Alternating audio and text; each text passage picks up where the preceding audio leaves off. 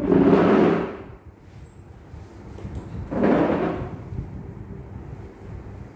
Afternoon students.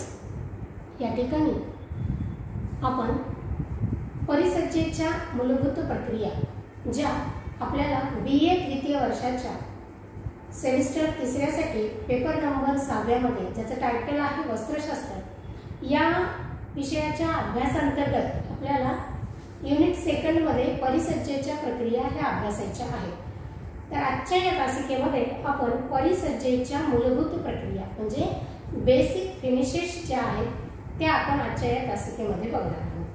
तर या basic finishes ज्या आहेत त्याच्यामधली जी पहिली प्रक्रिया आहे ती म्हणजे मर्सरायझिंग. आता ही मर्सरायझिंग जी परिसज्जेची प्रक्रिया आहे ही कशासाठी केली जाते किंवा त्याचा काय उद्देश हा आहे आणि तो कशा पद्धतीने वस्त्रामध्ये करून तो उद्देश जो आहे तो साध्य केला जातो. तर साधारणपणे परिसज्जेची ही प्रक्रिया जी आहे ती विशेषतः सुती कपड्यांवरती केली जाते आणि ही परिसज्जेची प्रक्रिया जी आहे ती स्थायी स्वरूपाची असते. सुती कापड सुंदर आणि चमकदार बनवण्यासाठी या परिसज्जेचा उद्देश हा निश्चित केला जातो. म्हणजे सुती कापडाला सुंदर आणि चमकदार बनवणे हा या परिसज्जेचा उद्देश आहे. या परिसज्जेची व्याख्या काय आहे तर लीमन आणि एर्नॉल्ड यांच्या म्हणण्यानुसार अल्कलीच्या द्रावणातील कापडावर किंवा धाग्यावर होणारी क्रिया म्हणजे मर्सरायझेशन होय. म्हणजे मर्सरायझिंग ही प्रक्रिया कपड्यावरती आणि धाग्यावरती या दोनही ठिकाणी केली जाऊ शकते आणि त्याच्यामध्ये अल्कलीच्या द्रावणाचा वापर जो आहे तो केला जातो आणि त्याचा परिणाम जो आहे म्हणजे त्या अल्कलीच्या द्रावणाचा जो परिणाम तंतूवरती किंवा कपड्यावरती दिसतो त्याला मर्सरायझिंग किंवा मर्सरायझेशन असं म्हटलं जातं. आता वस्त्रशास्त्राच्या प्रक्रियेमध्ये वस्त्रशास्त्राच्या इतिहासामध्ये अत्यंत क्रांतिकारी अशी ही परिसज्जेची प्रक्रिया म्हणून ओळखली जाते.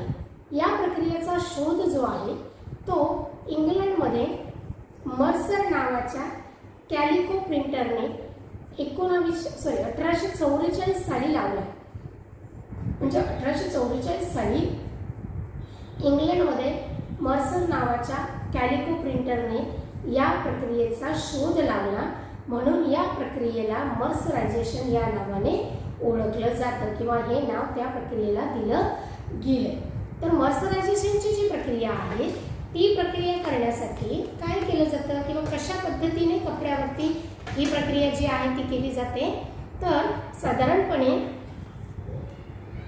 कॉस्टिक सोडा आणि कॉस्टिक पोटॅशचा उपयोग जो आहे तो ही प्रक्रिया करण्यासाठी केला जातो.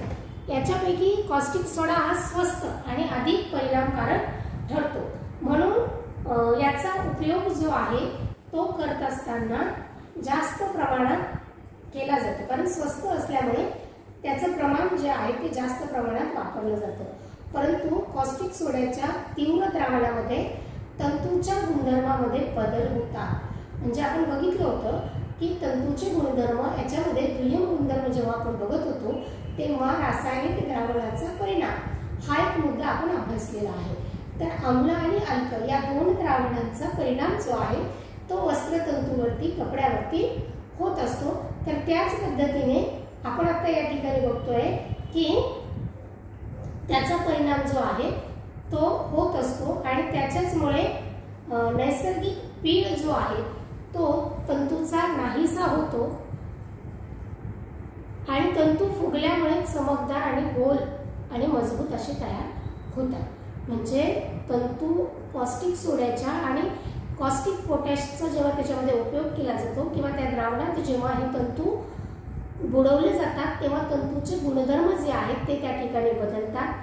त्याचा नैसर्गिक पीळ जो आहे तो नाहीसा होतो आणि तो जो तंतू आहे तो थोडासा फुगल्यामुळे गोलाकार आणि चमकदार जो आहे तो तयार होतो आणि त्याच्यामुळे त्याची मजबूती ही देखील त्यामुळे वाढत असते. तर मर्सरायझिंगची जी परिसज्जा आहे या पद्धतीमध्ये कपडे जे आहेत ते कॉस्टिक सोड्याच्या द्रावणामध्ये अर्धा ते 2 तास म्हणजे अर्ध्या तासापासून 2 तासापर्यंत विशिष्ट तापमानावर ते ठेवले जातात आणि कापडावर विशिष्ट प्रकारचा दाब देखील त्या ठिकाणी दिला जातो। आणि मग हा दाब दिल्यामुळे काय होतं की कपड्याच्या चकाकीचे म्हणजे शायनिंगचे प्रमाण जे आहे ते त्या ठिकाणी वाढते आणि त्यानंतर दाब काढून आम्ल पदार्थाच्या द्रावणात तो जो तंतू आहे तो ठेवला जातो आणि त्याच्यानंतर शेवटी हा तंतू धुवून स्वच्छ केला जातो। आणि ही प्रक्रिया करण्यापूर्वी व नंतर कापडावर ताण दिला जातो। सुती तंतू जे आहेत ते चपटे असतात, त्याच्यामध्ये पीळ असतो म्हणून ते फुगून गोल होतात आणि त्याचा पीळ नाहीसा झाल्यामुळे दाब दिल्यामुळे ते आणखी चपटे किंवा फ्लॅटी असे ते त्या ठिकाणी दिसायला लागतात। कपड्याच्या पृष्ठभागावरील छिद्र जी आहेत ती या ठिकाणी नाहीशी होतात, परंतु कापड त्या ठिकाणी गुळगुळीत होते, जेणेकरून हे कापड लवकर मळत नाही। कापड रेशमासारखे चमकदार, नाजूक आणि सुंदर दिसते। म्हणजे कॉटन सुद्धा या ठिकाणी रेशमासारखा या मॉइश्चरायझिंग प्रक्रियेमुळे दिसायला लागतो। परंतु ही प्रक्रिया करताना कापड 25% म्हणजे 20 ते 25% कापड जे आहे ते आटतं, म्हणजे कमी होतं आणि मग त्याच्यामुळे गिरणीच्या मालकांना आपलं कापड कमी तयार होईल किंवा कमी विकलं जाईल अशी भीती जी आहे ती या मालकांना लागून राहत होती। आणि म्हणून त्या काळामध्ये म्हणजे जेव्हा याचा शोध लागला तेव्हा मॉइश्चरायझिंग हे जास्त प्रचलित नव्हतं किंवा जास्त लोक हे मॉइश्चरायझिंगचा उपयोग करत नव्हते की ज्याच्यामुळे कपड्याची क्वांटिटी म्हणजे कपडा आटत असल्यामुळे त्याचे मीटर्स जे आहेत ते कमी होत होते आणि त्या मानाने त्याचा मोबदला किंवा मूल्य जे आहे ते देखील त्या मालकाला किंवा मिल मालकाला कमी मिळत होते। आणि म्हणून मिल मालक देखील मॉइश्चरायझिंगची प्रक्रिया ही करून घेत नव्हता किंवा त्या काळात ती तितकीशी वापरली जात नव्हती। परंतु 20व्या शतकामध्ये लोवे या शास्त्रज्ञांनी सुरुवातीला मॉइश्चरायझेशनच्या प्रक्रियेमध्ये कापडाचे लांबीतून व रुंदीतून आटण्याचे प्रमाण म्हणजे उभ्या आणि आडव्या या दोनही दिशेने त्याचे आटण्याचे प्रमाण जे आहे ते कमी होण्यासाठी कापडातील कॉस्टिक सोडा जो आहे तो पूर्णपणे निघून जाईपर्यंत कापड विशिष्ट दाबाखाली जर दाबून ठेवलं तर त्याचं आटण्याचं प्रमाण जे आहे ते कमी केलं जाऊ शकतो याचा शोध लावला। आणि मग तेव्हापासून या प्रक्रियेचा जास्त प्रमाणात किंवा जास्त प्रचलित ही पद्धती होऊ लागली आणि तेव्हापासून याचा जास्त प्रमाणात वापर जो आहे तो मॉइश्चरायझिंग परिसज्जेच्या प्रक्रियेचा वापर जो आहे तो केला जाऊ लागला। त्याच्यानंतरची दुसरी प्रक्रिया आहे होरपळणे। याच्यामध्ये कापड एकसारखं आणि नरम बनवलं जातं, म्हणजे त्याचा जो खरखरीतपणा आहे त्याचा जो खडबडीतपणा आहे तो त्या ठिकाणी कमी होण्यासाठी मदत जी आहे ती आपल्याला या होरपळण्याच्या प्रक्रियेमुळे होत असते। तर आता होरपळणे जे आहे त्याच्यामध्ये काय होतं की कपड्याचा पृष्ठभाग जो आहे तो नरम आणि एकसारखा करण्यासाठी ही परिसज्जेची प्रक्रिया केली जाते। कपड्यावर अगर छपाई प्रक्रिया करायची जर असेल तर ही परिसज्जा अत्यंत आवश्यक असते। म्हणजे प्लेन कपड्यावरती नंतर नमुना निर्माण करायचा जर असेल तर त्या कंडिशनमध्ये त्या परिस्थितीमध्ये होरपळणे ही परिसज्जेची प्रक्रिया त्या कपड्यावर करून घेणे हे खूप मस्ट असतं किंवा खूप आवश्यक असतं। जेव्हा कापड बनावटीच्या धाग्यात जास्त प्रमाणात आखूड तंतू असतात तेव्हा ते कापड विणल्यानंतर लहान लहान तंतू हे कापडाच्या पृष्ठभागावरती आढळतात। म्हणजे गाठीच्या स्वरूपामध्ये किंवा खडबडीतपणाच्या स्वरूपामध्ये ते तंतू पृष्ठभागावरती दृष्टीस येतील असे आणि स्पर्शाने जाणवतील अशा पद्धतीने हे तंतू जे आहेत ते पृष्ठभागावरती आढळत असतात। आणि मग हे तंतू जे आहे हे पुढील प्रक्रिया मुख्य म्हणजे कापड रंगवणे, कपड्यावरती छपाई करणे याच्यामध्ये अडथळा निर्माण करू शकतात किंवा अडथळा निर्माण करतात। म्हणून हे तंतू नाहीसे करण्यासाठी किंवा हे तंतू नाहीसे करणं त्या ठिकाणी आवश्यक असतं आणि म्हणून त्याच्यासाठी विशेष उपकरणाच्या सहाय्याने म्हणजे एका वेगळ्या उपकरणाच्या सहाय्याने हे तंतू जे आहेत ते जाळून तो जो कापड आहे तो एकसारखा आणि नरम बनवला जातो। म्हणजे होरपळण्याच्या प्रक्रियेमध्ये हे तंतू जाळले जातात जे पृष्ठभागावरती दृष्टीला पण दिसत असतात आणि स्पर्शाला पण जाणवत असतात.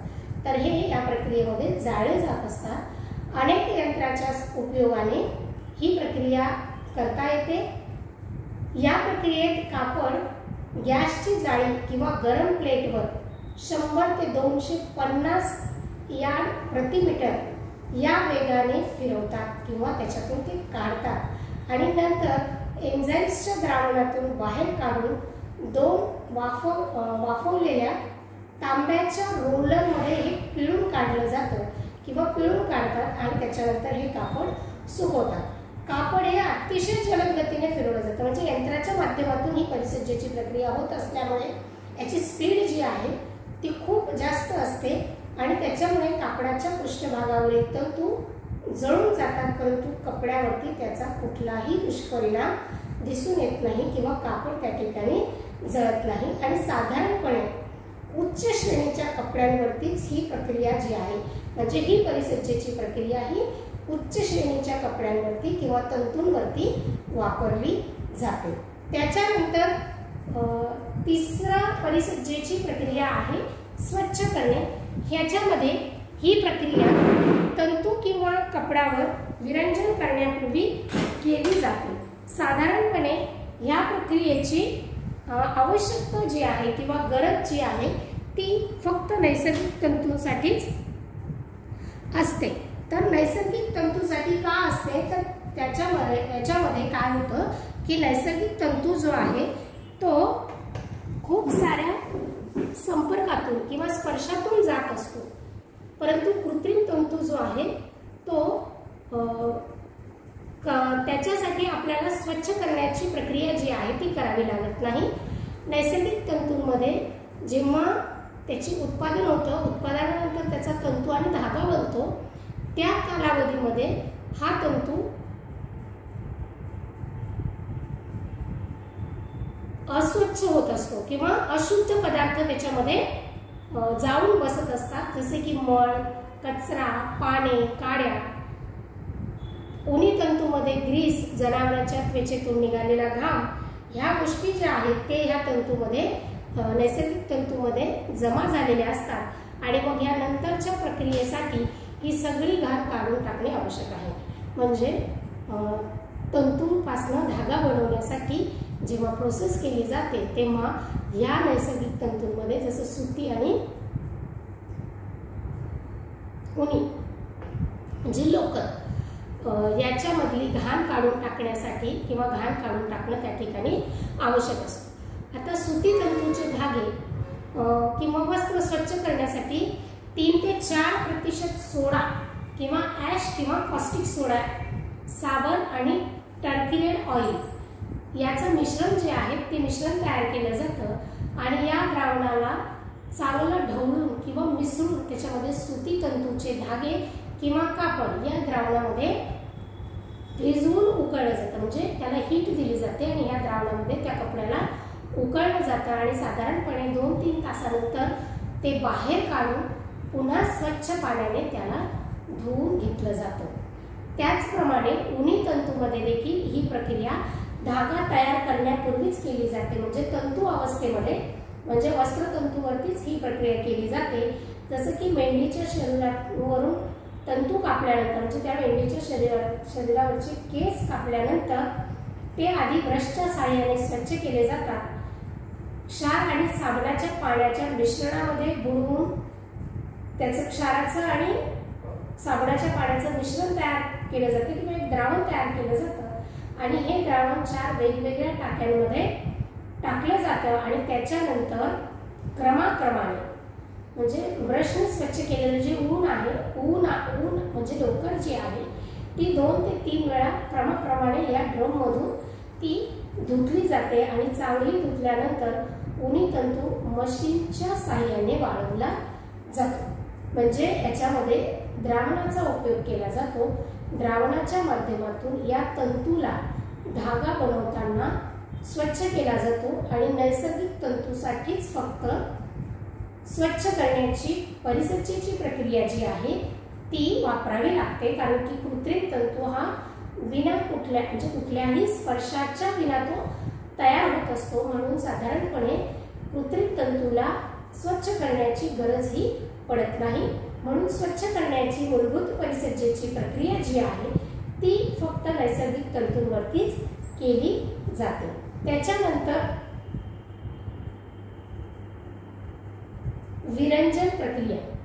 विरंजन प्रक्रिया ही कशासाठी केली जाते तर कापडाला पांढरा शुभ्र करण्यासाठी विरंजनाची प्रक्रिया जी आहे ती केली जाते। म्हणजे विरंजन जे आहे, ब्लँचिंग जे आहे, याचा मूळ उद्देश आहे की तयार झालेल्या कपड्याला किंवा तयार होणाऱ्या कपड्याला एक प्रकारची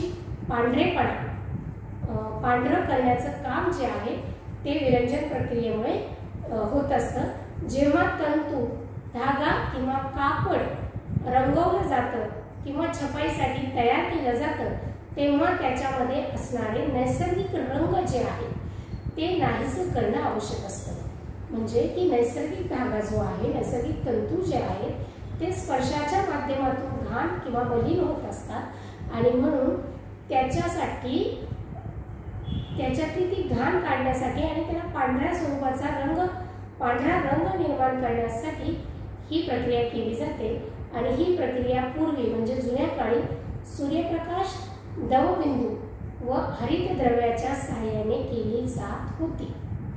नंतर ही प्रक्रिया रासायनिक द्रवणाच्या उपयोगातून होऊ लागली आणि रासायनिक स्वरूपात ही प्रक्रिया प्राणिविभवनाच्या किंवा हारक क्रियेने देखील केली जाते। म्हणजे सुरुवातीला फक्त सूर्यप्रकाशाच्या माध्यमातून आणि दवबिंदूच्या सहाय्याने हरित द्रव्यांच्या सानिध्यात ही प्रक्रिया केली जात होती, परंतु कालांतराने रासायनिक द्रावणांचा उपयोग आणि सोबत याच्यामध्ये प्राणिविभवनाची क्रिया करून कापड पांढरं करण्याचं काम जे आहे ते विरंजन या प्रक्रियेच्या माध्यमातून केले जाते।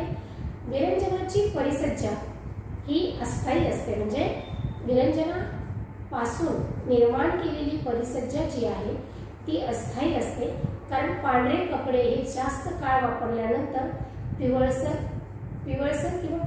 दिसायला लागतात, पिवळसर फिक्के किंवा पिवळसर दिसायला लागतात।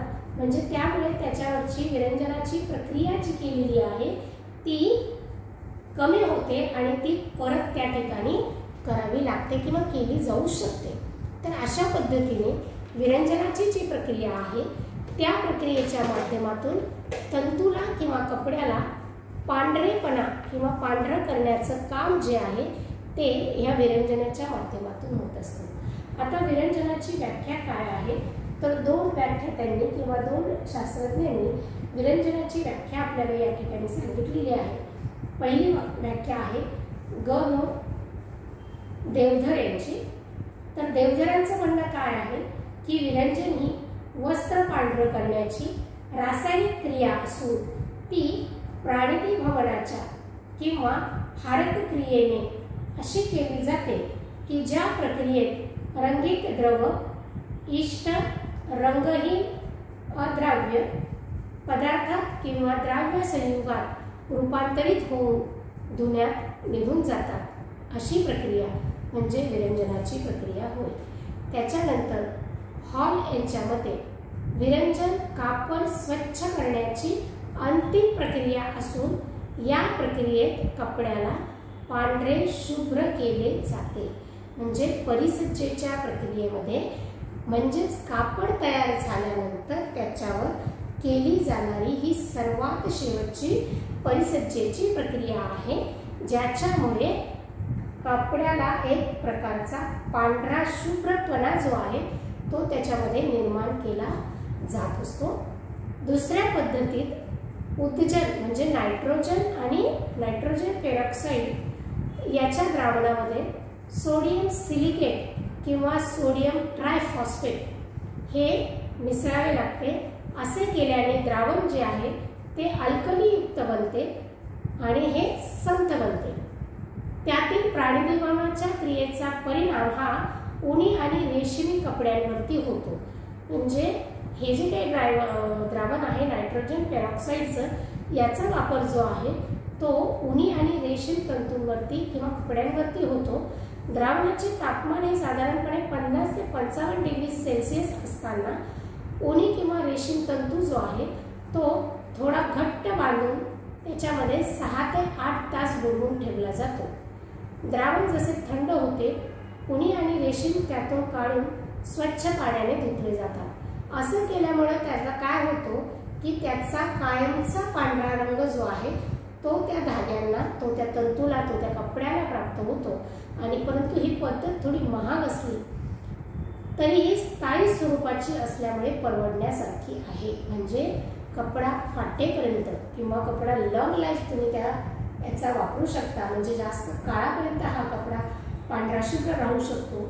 म्हणून विरंजनाच्या प्रक्रियेमध्ये कपडा पांढरा करण्याची जी क्रिया केली जाते म्हणजे हायड्रोजन पेरॉक्साईडच्या द्रावणातून अल्कलीयुक्त द्रावण तयार करून त्याच्यामध्ये ह्या तंतूंना 7 ते 8 तास जे आहे ते भिजत ठेवलं जातं आणि त्याच्यानंतर त्याला त्या द्रावणातून काढून स्वच्छ पाण्याने धुतलं जातं आणि त्या कपड्याला त्या ठिकाणी पांढरा शुभ्र रंग असा प्राप्त करून दिला जातो. आता ही प्रक्रिया जी आहे ही प्रक्रिया सगळ्याच तंतूंसाठी सारखी पद्धत वापरली जात नाही.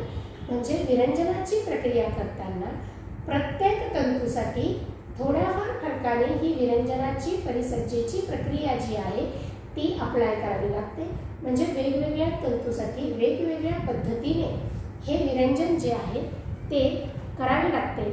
तर याच्यामध्ये लीलन तंतू म्हणजे तंतूनुसार कोणती कशी विरंजनाची प्रक्रिया ही केली जाते की ज्याच्यामुळे तो तंतू चांगला पांढरा शुभ्र दिसायला लागतो.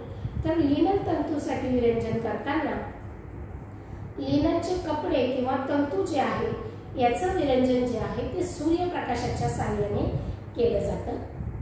धागा स्वच्छ करण्याची क्रिया झाल्यानंतर म्हणजे त्याचं ब्रशिंग झाल्यानंतर विरंजनाची प्रक्रिया ही लीननवरती केली जाते.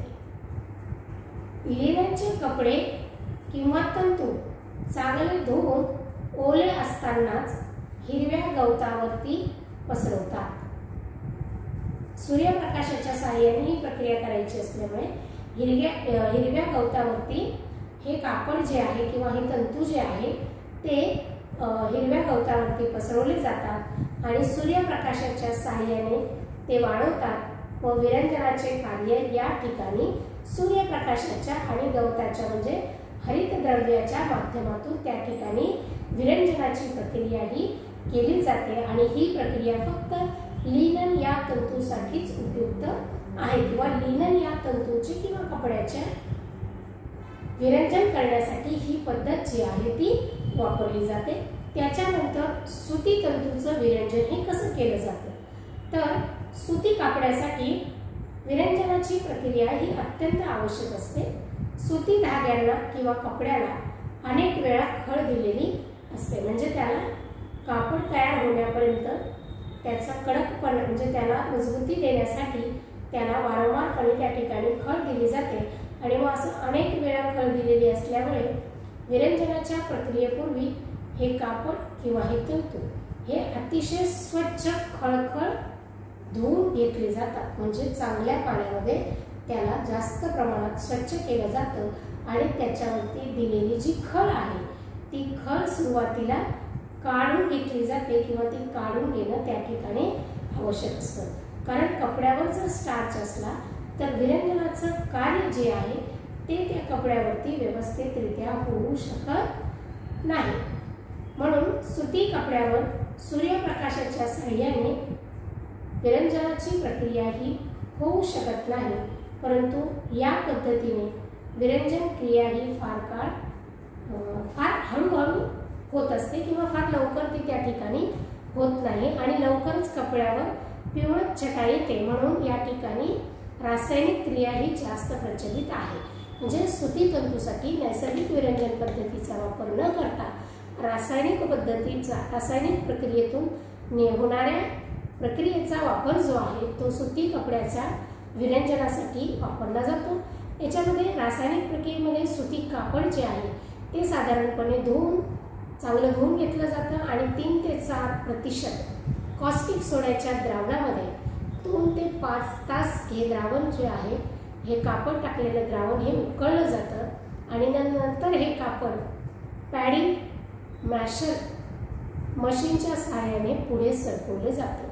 मग मॅगलच्या 2 रोलरमधून हे कापड सरकताना कापडामध्ये असलेला जास्तीचा कॉस्टिक सोडा जो आहे तो हे यंत्र जे आहे ते पिळून टाकायला लागतो आणि त्यानंतर कापड जे आहे ते 100 डिग्री सेल्सिअस तापमानावर बाष्प कक्षामध्ये ठेवले जाते। म्हणजे जिथे त्याची वाफ शोषून घेतली जाईल अशा कक्षेमध्ये हे कापड ठेवले जाते आणि कॉटनसाठी किंवा सुती तंतूसाठी अशा पद्धतीने विरंजनाची प्रक्रिया जी आहे ती केली जाते।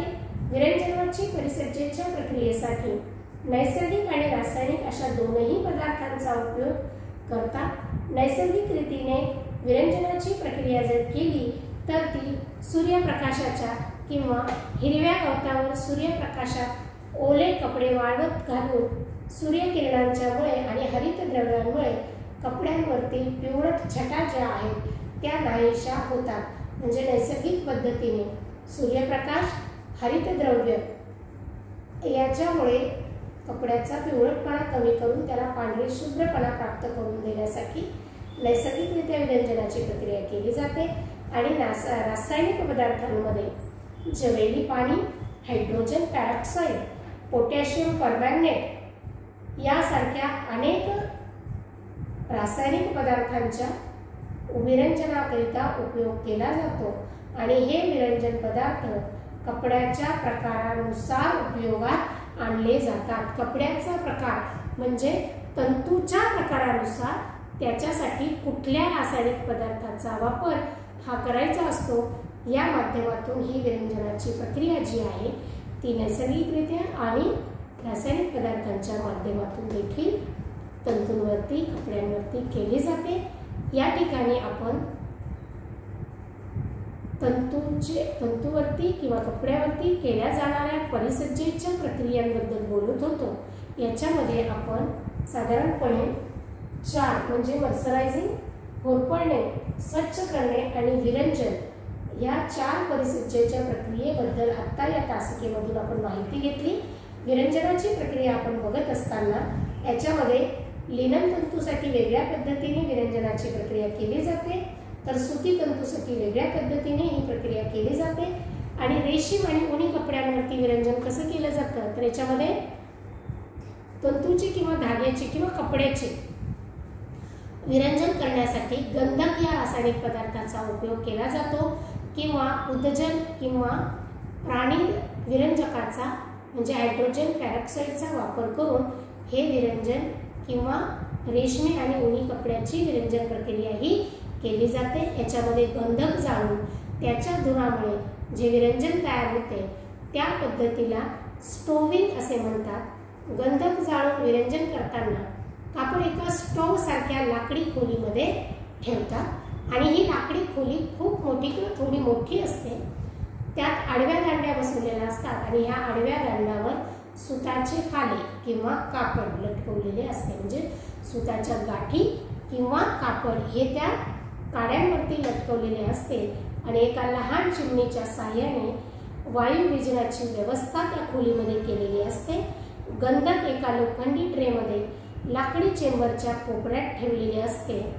लोखंडी दांडी टाकून त्याच्या साहाय्याने गंधक पेटवले जाते आणि हे गंधक पेटवताच खोलीचे दार जे आहे ते त्या ठिकाणी बंद केले जाते आणि या गंधकातून जो धूर निघायला सुरुवात होते आणि या धुरामुळे रेशीम आणि उनी तंतूंवरती विरंजनाची प्रक्रिया जी आहे ती होते आणि हळूहळू हा धूर जो आहे तो रेशमी आणि उनी तंतू शोषून घेतात आणि हे तंतू रंगहीन द्रव्यांमध्ये परिवर्तित होतात आणि सकाळी रेशीम आणि उनी धुतल्यानंतर हे तंतू पांढरे शुभ्र दिसायला लागतात आणि या पद्धतीचा वापर जो आहे तो कमी प्रमाणात केला जातो।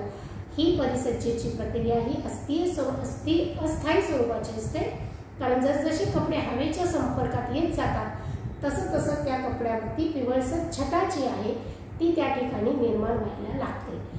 कापड गरम पाण्याने स्वच्छ धुतात आणि नंतर हायड्रोजन पेरॉक्साईडच्या द्रावणामध्ये हे कापड पडून ठेवलं जातं आणि पुन्हा त्याला स्वच्छ धुवून वाळवलं जातं। म्हणजे या ध्रुवीच्या पद्धतीने विरंजनाची प्रक्रिया झाल्यानंतर हायड्रोजन पेरॉक्साईडमध्ये त्याला बुडवून ठेवलं जातं आणि त्याला पुन्हा धुवून वाळवून त्याच्यावरती झालेली विरंजनाची प्रक्रिया जी आहे त्याचं कार्य जे आहे ते त्या ठिकाणी पूर्ण केलं जातं. कापड जो आहे तो त्या ठिकाणी पांढरा शुभ्र असा तयार होतो. सुती विरंजनाच्या प्रक्रियेसाठी एक विशेष प्रकारचं उपकरण वापरलं जातं ज्याला जे बॉक्स असं म्हटलं जातं. याच्यामध्ये एक मोठा असा बॉक्स असतो ज्याचा अक्षरातील इंग्रजी अक्षरातील जे अक्षराच्या आकाराप्रमाणे त्या बॉक्सची रचना असते आणि त्याच्यामध्ये प्रति मिनिटाला 100 यार्ड कापड जे आहे त्या ठिकाणी जमा होऊ शकते किंवा जमा करून ठेवता येऊ शकते. म्हणजे ह्या जे बॉक्समध्येच सुती तंतूची विरंजनाची प्रक्रिया जी आहे ती केली जाते. आता कृत्रिम तंतूचे विरंजन जे आहे ते कोणत्या पद्धतीने केलं जातं तर विरंजनाची क्रिया जी आहे ती कृत्रिम तंतूंवरती करणं थोडंसं कठीण असतं. कारण विरंजनाच्या तंतूवरती ह्या कृत्रिम तंतूवरती विरंजनाचा खूप काही परिणाम होत नाही म्हणून त्याला पांढरा रंग प्राप्त करणं या ठिकाणी कठीण असते. ही विरंजनाची प्रक्रिया कृत्रिम तंतूमध्ये कतारी प्रक्रियेतच केली जाते. विशेषतः पॉली ॲक्रिलोनायट्रिक ह्या प्रकारचे धागे पिवळसर रंगाचे असतात. कृत्रिम धागे करताना धाग्याला उच्च तापमानावर उष्णता द्यावी लागत असल्यामुळे कपड्याला पिवळसर रंग असा जो आहे तो कृत्रिम तंतूंना किंवा कृत्रिम कपड्याला प्राप्त होत असतो आणि म्हणून कृत्रिम तंतूच्या कपड्यांसाठी प्राणिधिकारक विरंजकाचा उपयोग हा अधिक परिणामकारक या ठिकाणी ठरू शकतो.